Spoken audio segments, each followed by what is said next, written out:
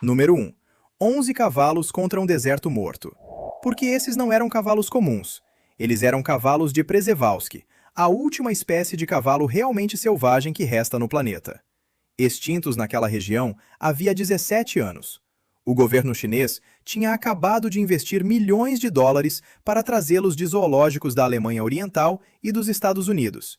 E então, os soltou em um deserto que engolia cerca de 3.000 quilômetros quadrados de novas terras todos os anos. Os principais ecologistas já estavam chamando o projeto de condenação inevitável. Afinal, esses animais tinham passado a vida inteira comendo feno em coxos e bebendo água em bebedouros automáticos.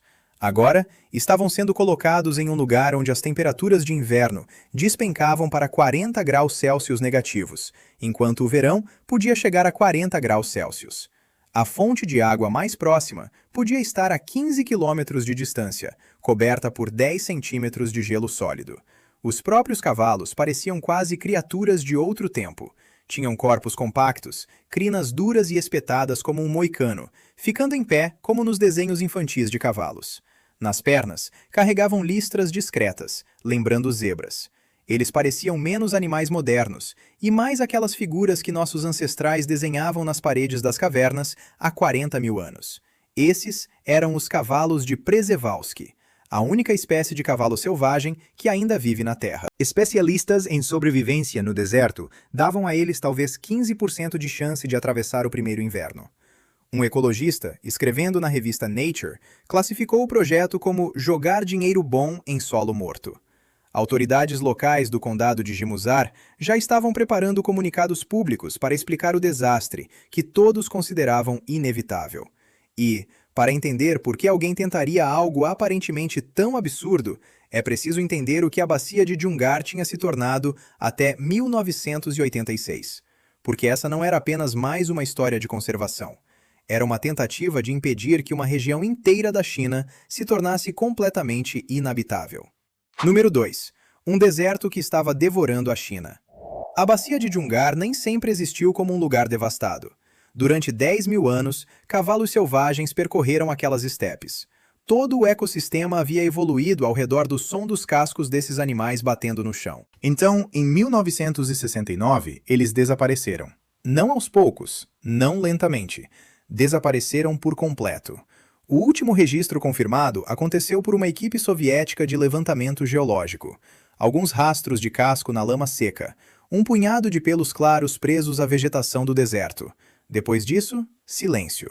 E aqui está a parte que ninguém esperava. O que veio depois resultou em um colapso ecológico em uma escala que assustou até os cientistas mais pessimistas.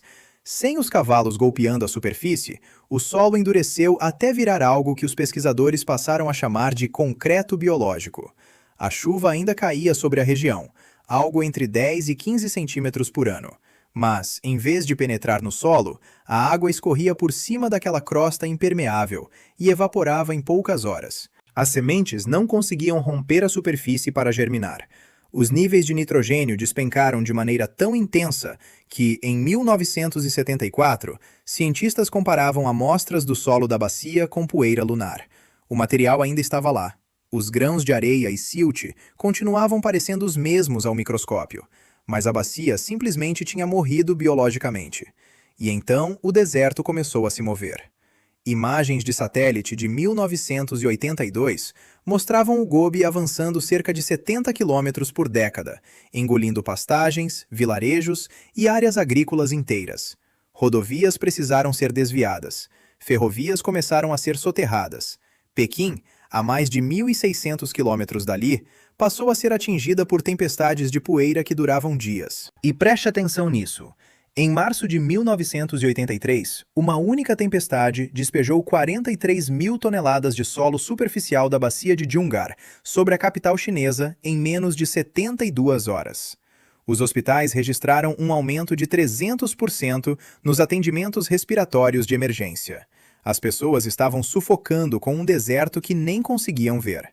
Estavam respirando a terra de um lugar a mais de 1.000 quilômetros de distância. Então, a China tentou de tudo. O projeto da Grande Muralha Verde, lançado em 1978, tinha como objetivo plantar uma barreira florestal de 4.500 quilômetros ao longo da fronteira norte do país. Mas havia um problema enorme. As árvores precisavam de mais água do que o deserto podia oferecer. Lençóis freáticos que permaneceram estáveis por séculos caíram 12 metros em algumas regiões. As próprias árvores, plantadas em fileiras perfeitas como soldados, começaram a morrer de baixo para cima, porque suas raízes não conseguiam alcançar a água que descia cada vez mais. Vilarejos inteiros precisaram ser transferidos quando seus poços secaram. Engenheiros tentaram fixar a areia com grades de palha. Tentaram plantar arbustos resistentes à seca. Nada conseguiu segurar o avanço. Em 1985, a situação já era uma crise completa. A produtividade agrícola na província de Xinjiang tinha caído 34%. O deserto se aproximava de Pequim com mais velocidade a cada ano. Modelos de computador projetavam que, se tudo continuasse naquele ritmo, a capital chinesa poderia se tornar quase inabitável até 2050. E diante desse desastre, um pequeno grupo de ecologistas chineses, liderado por um pesquisador chamado Yong Jiangmin, entrou em uma reunião do governo em 1985 e propôs algo que parecia fantasia. Yong ficou diante de autoridades que passaram 2 décadas vendo árvore após árvore morrer, vendo poços secarem, vendo a poeira engolir a capital, e disse a eles que parassem. Parassem de lutar contra o deserto com tratores, máquinas e fazendas de árvores. Trouxessem de volta o animal que tinha mantido aquele lugar vivo desde a última era do gelo. Trouxessem de volta o cavalo selvagem. Pelo que se conta, a sala não recebeu a ideia com entusiasmo. Mas os números eram tão ruins e os fracassos tão completos que em poucos meses o plano acabou aprovado. Isso deixou uma pergunta enorme no ar. Como animais nascidos em zoológicos, alimentados por humanos durante 3 gerações, poderiam sobreviver em um lugar que estava engolindo cidades? Número 3. O último cavalo verdadeiramente selvagem. O cavalo de Przewalski não é simplesmente mais um cavalo. Olhe para o seu ácido desoxirribonucleico e você encontrará 66 cromossomos, em vez dos 64 presentes em todos os cavalos domésticos. Ele é a única espécie de cavalo da Terra que nunca passou por domesticação, nunca recebeu doma, nunca acabou transformada em animal de trabalho humano. Enquanto os humanos criavam árabes pela velocidade e Clydesdales pela força, os cavalos de Przewalski permaneceram praticamente como eram quando nossos ancestrais os pintavam nas paredes das cavernas em um passado profundo. Eles são uma janela viva para a Era do Gelo. O cavalo de Przewalski é geneticamente diferente e representa o único cavalo verdadeiramente selvagem que ainda existe. Mas aqui está a parte impressionante. Em 1985, essa janela estava quase fechada. Existiam apenas cerca de 900 desses animais em todo o planeta, e todos estavam em zoológicos. A espécie inteira descendia de apenas 12 a 14 indivíduos capturados entre 1899 e 1903 por exploradores russos que trabalhavam para colecionadores de zoológicos europeus. Depois da Segunda Guerra Mundial, a população global chegou ao fundo do poço. 31 cavalos, sendo apenas 9 capazes de se reproduzir. Em um momento assustador, a espécie sobreviveu em apenas 2 lugares no planeta, o Zoológico de Munique e o Zoológico de Praga. Cada cavalo de Przewalski vivo hoje carrega esse gargalo genético em suas células, uma cicatriz cromossômica de uma espécie que chegou a poucos centímetros de desaparecer para sempre. O simples fato de ainda existirem animais para enviar à China em 1986 já era por si só um pequeno milagre. O Plano da China, elaborado em 1985 e colocado em prática em 1986, tinha 3 fases. Número 1. Importar cavalos de zoológicos ocidentais e aclimatá-los em um novo centro de reprodução construído em Jimsar. Número 2. Transferi-los para enormes áreas semi-selvagens, basicamente ensinando animais de zoológico a serem selvagens outra vez. Número 3. Soltá-los na Reserva Natural de Kalamaili, uma área de 4.000 km², com alguns dos terrenos mais severos da Ásia. Entre os primeiros cavalos levados para os cercados de Jimsar, estava um jovem garanhão com uma mancha branca bem marcada descendo pelo rosto. Os tratadores o chamaram de Hong, Guarde esse nome. Agora, é aqui que a história fica ainda mais interessante. O argumento de Young para o governo não era apenas que esses cavalos poderiam sobreviver, era que eles reconstruiriam ativamente o ecossistema. Esses cavalos não apenas comem grama, ele disse, eles projetam paisagens inteiras. E, quando você entende como isso acontece, a história inteira deixa de parecer loucura. Tudo se resume a 3 coisas. Número 1. Força bruta.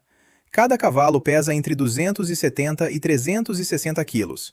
Quando correm, seus cascos atingem o solo com uma pressão equivalente a cerca de 56 quilos por centímetro quadrado, uma força comparável à de uma britadeira. Em um lugar como a bacia de Djungar, onde o solo tinha virado aquele concreto biológico, esse era exatamente o tipo de impacto necessário para quebrar a crosta endurecida e permitir que a água voltasse a entrar. Mas aqui está algo que as máquinas não conseguem fazer. Cavalos são seletivos. Eles desviam de plantas jovens e frágeis.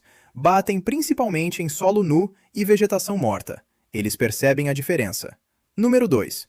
A forma como eles se movimentam. Rastreamentos por sistema de posicionamento global mostrariam mais tarde que os cavalos de Przewalski percorrem cerca de 15 km por dia, em padrões que os matemáticos chamam de fractais. Eles pastam intensamente em um ponto por horas, depois se deslocam de repente por vários quilômetros e, mais tarde, fazem curvas e retornam. Parece aleatório, mas não é.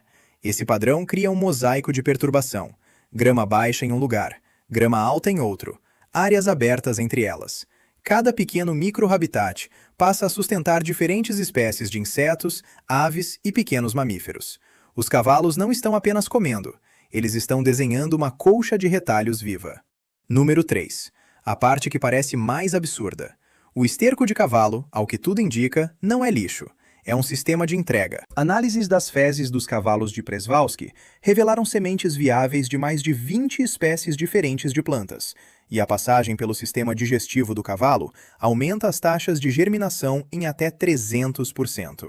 Os ácidos do trato digestivo desgastam a camada dura das sementes e quebram a dormência de sementes que, de outra forma, poderiam permanecer trancadas por anos. 1 grama de esterco pode conter até 7,4 mudas viáveis. Isso é o dobro da taxa de dispersão do gado e 8 vezes a taxa das ovelhas. E, como esses cavalos percorrem 15 quilômetros todos os dias, eles espalham sementes por áreas imensas, criando corredores genéticos entre populações de plantas que estavam isoladas havia décadas. Cada monte de esterco é, de forma muito real, um pacote de sementes já fertilizado e capaz de reter umidade. Essa era a proposta de Young. Essa era a teoria. O problema era que os cavalos prestes a serem soltos tinham passado 3 ou 4 gerações atrás de grades. Na China, havia então um avanço notável no esforço de conservação desses animais, mas isso não mudava o desafio central. Eles não sabiam procurar água em um deserto, não reconheciam o som de um lobo como perigo, nunca tinham enfrentado temperaturas abaixo de 0 ou acima de 32 graus Celsius. Eles tinham perdido aquilo que os pesquisadores chamavam de cultura da sobrevivência, os comportamentos aprendidos e transmitidos de mãe para filhote, que nenhuma programação genética bruta consegue substituir completamente. Então, a pergunta que decidiria se Young era um visionário ou um tolo era simples. 3 gerações de vida em zoológico tinham destruído os instintos enterrados nesses animais? Ou eles ainda estavam lá dentro, em algum lugar, apenas esperando? Antes de continuar, antes de contar o que aconteceu quando esses cavalos realmente pisaram naquele deserto, faça uma coisa rápida.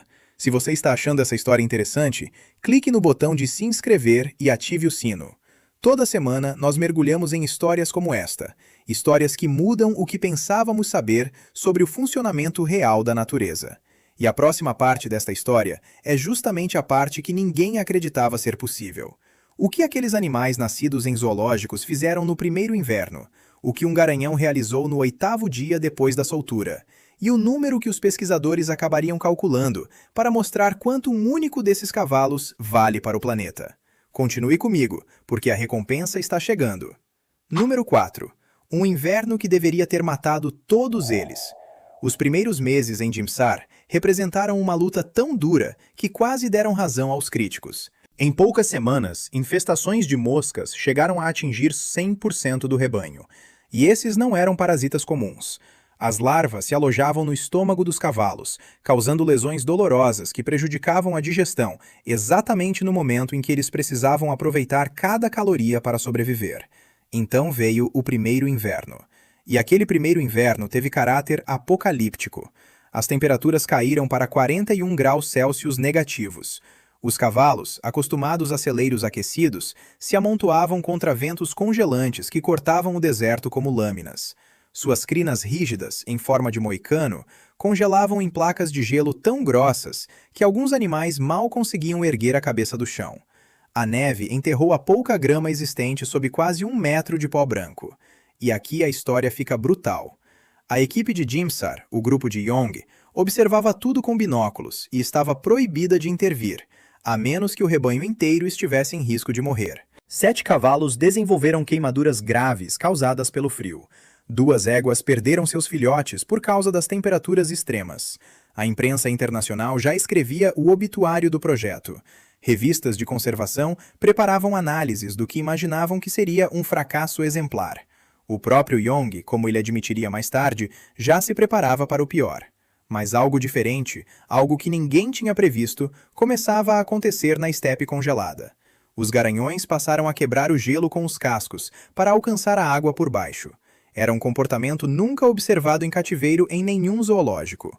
As éguas começaram a formar barreiras protetoras ao redor dos potros durante as tempestades, usando os próprios corpos como escudos contra o vento e alternando posições quando uma delas ficava fria demais.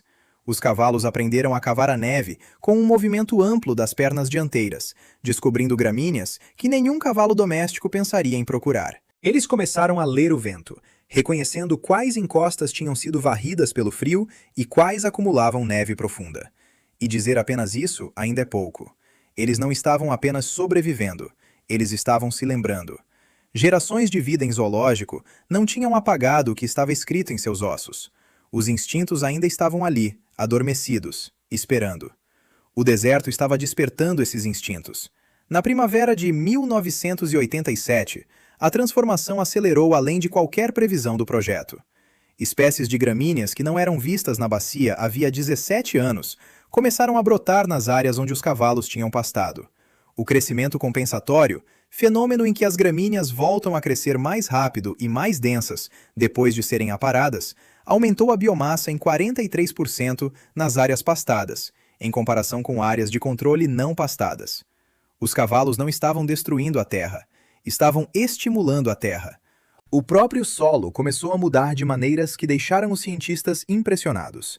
Somente naquele primeiro ano, a retenção de umidade aumentou 23%.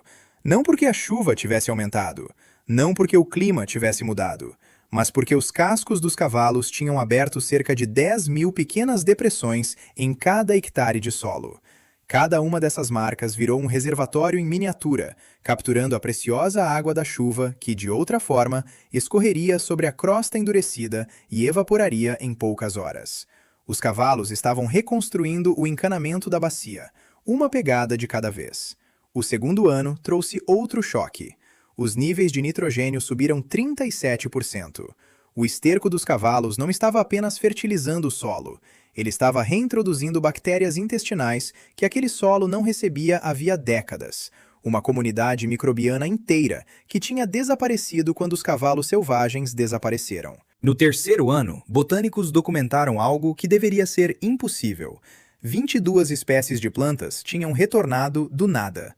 Suas sementes, aparentemente, estavam dormentes no solo havia quase 2 décadas, esperando as condições certas para germinar. A bacia não estava morta, estava dormindo, esperando pela única espécie que sabia como acordá-la. Mas existe um ponto importante. Sobreviver a um inverno não significa restaurar uma população. Os cavalos ainda precisavam fazer aquilo de novo, e de novo. E quando o segundo inverno chegou, ele testaria se aquela primeira temporada milagrosa era o começo de algo real ou apenas um acidente isolado. Número 5. O ecossistema desperta. Não ocorreu por acidente. Os cavalos sobreviveram ao segundo inverno, depois ao terceiro, depois ao quarto. E, quando as plantas voltaram, todo o resto veio atrás. Besouros do esterco, ausentes da bacia havia 15 anos, retornaram aos milhões. Eles enterravam o esterco dos cavalos, enriquecendo ainda mais o solo e acelerando o ciclo de recuperação. Levantamentos de campo começaram a registrar 43 espécies de insetos que não eram vistas na região havia décadas. Os insetos atraíram as aves. Cotovias, chascos e cortiçóis chegaram para se alimentar. Pequenos mamíferos vieram em seguida. Gerbos, picas, esquilos terrestres. Então, os predadores voltaram. Raposas, águias das estepes e até o lobo cinzento ocasional começaram a aparecer nas câmeras de monitoramento. Cada nova espécie adicionava mais uma camada de complexidade, mais um ciclo de retroalimentação, empurrando a recuperação para frente. No fim da década de 1990, o rebanho em Jimsar tinha crescido o suficiente e a bacia tinha se recuperado o bastante para que a equipe de Young tomasse uma decisão que teria parecido absurda 10 anos antes.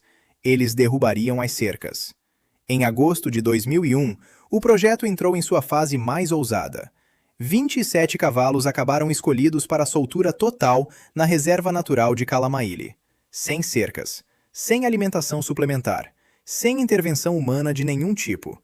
Apenas cavalos e 4.000 quilômetros quadrados de deserto, que não via animais como eles havia 32 anos. Entre os 27 estava Hong, o garanhão com a mancha branca no rosto, agora adulto e liderando seu próprio grupo de éguas.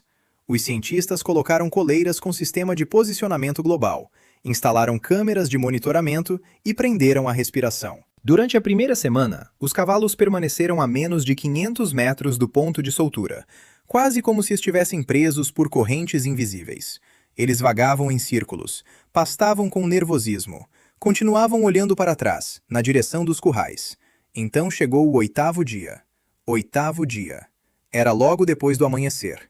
O vento, segundo as anotações de campo, soprava de forma constante vindo do noroeste. A equipe de sistema de posicionamento global, na estação de monitoramento, observava a tela quase por hábito, quando um dos pontos no mapa começou a se mover. Depois, os pontos ao redor também começaram a se mover. Hong estava de pé, e seu grupo vinha atrás dele. Ele não vagou, não ficou pastando. Caminhou para o norte em linha reta, como se soubesse exatamente para onde estava seguindo. Os pontos continuaram avançando. 5 quilômetros, 10, 15. A equipe de monitoramento começou a fazer ligações. Quando Hong parou, ele tinha conduzido seu grupo 30 quilômetros ao norte, até uma fonte de água que não aparecia em nenhum mapa do projeto. Ninguém tinha mostrado aquele lugar a ele. Nenhuma geração anterior da sua linhagem tinha percorrido aquele caminho durante sua vida. Ele simplesmente sabia. A equipe seguiu de carro até lá na manhã seguinte, para confirmar o que o sistema de posicionamento global já tinha indicado. E lá estava. Uma poça alimentada por nascente, parcialmente congelada, escondida junto a uma elevação baixa. Hong estava parado ao lado dela, como se tivesse visitado aquele local durante a vida inteira. Como ele soube, continua sendo um dos grandes mistérios não resolvidos da operação. Talvez alguma memória ancestral, talvez algum cheiro carregado pelo vento, talvez algum padrão na geologia que os cavalos conseguem ler e nós não. Em menos de um mês, os cavalos já tinham estabelecido territórios. Os garanhões marcavam limites com montes de esterco colocados deliberadamente em pontos elevados. As taxas naturais de nascimento chegaram a 87% acima do que a maioria das populações em zoológicos conseguia alcançar. E os potros nascidos ali, em plena natureza, exibiam comportamentos que cavalos nascidos em cativeiro simplesmente não demonstravam. Eles conseguiam distinguir 23 espécies de plantas pelo cheiro. Reagiam à sombra de uma águia real, ficando instantaneamente imóveis. Desenvolviam pelagens de inverno mais espessas que as dos próprios pais. E a mudança na paisagem já podia ser vista do espaço. Imagens de satélite mostravam manchas verdes se expandindo a partir dos territórios centrais dos cavalos, como explosões em câmera lenta. O lençol freático, que vinha caindo 3 centímetros por ano desde 1970, estabilizou em 2003. Depois, começou a subir. Os cavalos tinham religado uma bomba hidrológica que estava desligada havia uma geração. Número 6. O número que quebrou o modelo. O que estava acontecendo na bacia de Jungar despedaçou tudo o que a China achava saber sobre combater desertos. Durante 25 anos, a Grande Muralha Verde teve construção sobre uma ideia central: plantar árvores para impedir o avanço da areia. Até 2010, a China havia plantado 66 bilhões de árvores, a um custo de 47 bilhões de dólares. E em muitas regiões, essas árvores pioraram drasticamente o problema de fundo, puxando água do solo mais rápido do que a terra conseguia repor. E aqui está a parte que deveria ter mudado tudo. Enquanto o enorme programa de plantio de árvores da China literalmente deixava o deserto mais seco, os cavalos faziam o contrário. Eles estavam trazendo a água de volta. Seus cascos criavam pontos de infiltração que permitiam que as raras chuvas penetrassem profundamente no solo, em vez de evaporar sobre a crosta. Seu pastoreio mantinha pastagens, que precisam de 90% menos água do que florestas. Um único cavalo melhorava a retenção de água em 50 hectares todos os anos. Então alguém fez as contas, e os números deixaram de parecer apenas ecologia e começaram a parecer economia. Quando economistas ambientais se sentaram para calcular quanto um único cavalo de Przewalski realmente valia para o ecossistema ao redor, voltaram com um valor que ninguém esperava. Restauração do solo, 12 mil dólares por cavalo por ano. Dispersão de sementes, 8 mil dólares. Retenção de água, 15 mil dólares. Sequestro de carbono, 7 mil dólares. Apoio à biodiversidade, 5 mil dólares. Total, 47 mil dólares por cavalo por ano. Quando calcularam o valor acumulado, os economistas se tornaram os próximos, depois da equipe da British Broadcasting Corporation e das revistas de conservação, a precisar olhar os resultados uma segunda vez antes de acreditar neles. Porque até 2023, aqueles 11 cavalos tinham se tornado 534. O rebanho administrava ecologicamente 26.700 hectares de terra, uma área maior do que muitos parques nacionais, gerando 25 milhões de dólares em benefícios ecológicos todos os anos. E essa era uma estimativa conservadora, que não incluía turismo, valor de pesquisa científica ou o que a bacia passava a valer em créditos de carbono. Entre aqueles 534 cavalos estavam descendentes de Hong, dezenas deles espalhados pela reserva, liderando seus próprios grupos. O solo morto, onde eles tinham sido soltos, agora sustentava mais de 20 espécies de plantas que não cresciam ali havia décadas. E o deserto, que vinha avançando milhares de quilômetros quadrados todos os anos, agora recuava, retrocedendo a uma taxa de 47 hectares por ano nas zonas onde esses cavalos circulavam. O modelo se espalhou rapidamente. A Mongólia soltou cavalos no Parque Nacional Rustai em 1992. Até 2023, a população ali tinha chegado a 490 indivíduos, com a estepe ao redor mostrando os mesmos padrões de restauração observados em Xinjiang. O Cazaquistão lançou seu projeto Estepe Dourada em 2024, transportando cavalos de Praga e Berlim para a região de Kostanay. Décadas depois, mais de 100 já viviam ali. Agora, quase 1.000 receberam soltura para vagar pela Ásia Central. A Rússia também vem estudando discretamente os dados chineses. Cada projeto continuou provando o mesmo princípio. Você não consegue projetar um ecossistema de cima para baixo com planos humanos, concreto e engenharia pesada. É preciso restaurá-lo de baixo para cima, com soluções evolutivas que já passaram por testes ao longo de milhares de anos. A China agora está ampliando a reserva de Kalamaili em mais 350 quilômetros quadrados. A meta oficial é alcançar 2.500 cavalos selvagens até 2040.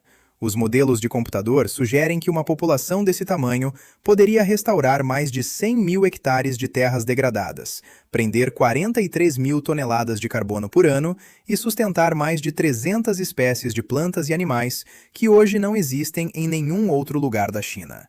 Se conseguirem fazer isso, a bacia de Yungar se tornará o primeiro deserto da história humana a ser revertido não por plantio, não por irrigação, não por engenharia, mas pelos cascos de cavalos selvagens.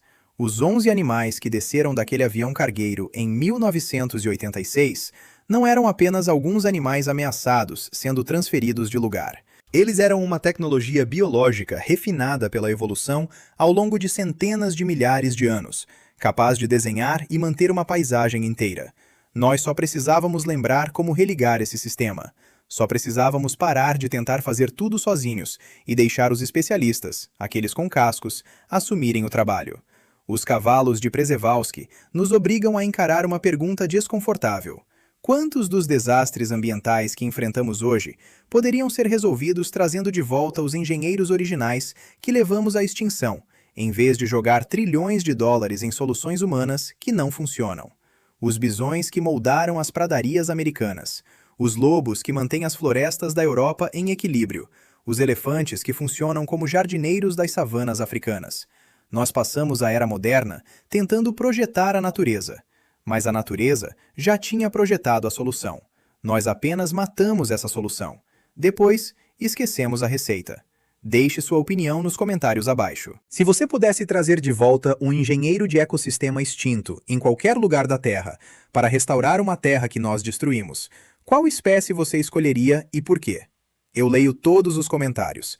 E, se você quer mais histórias sobre animais que literalmente remodelaram continentes, o botão de inscrição é o seu próximo clique. A próxima história em que estamos trabalhando talvez seja a mais impressionante de todas.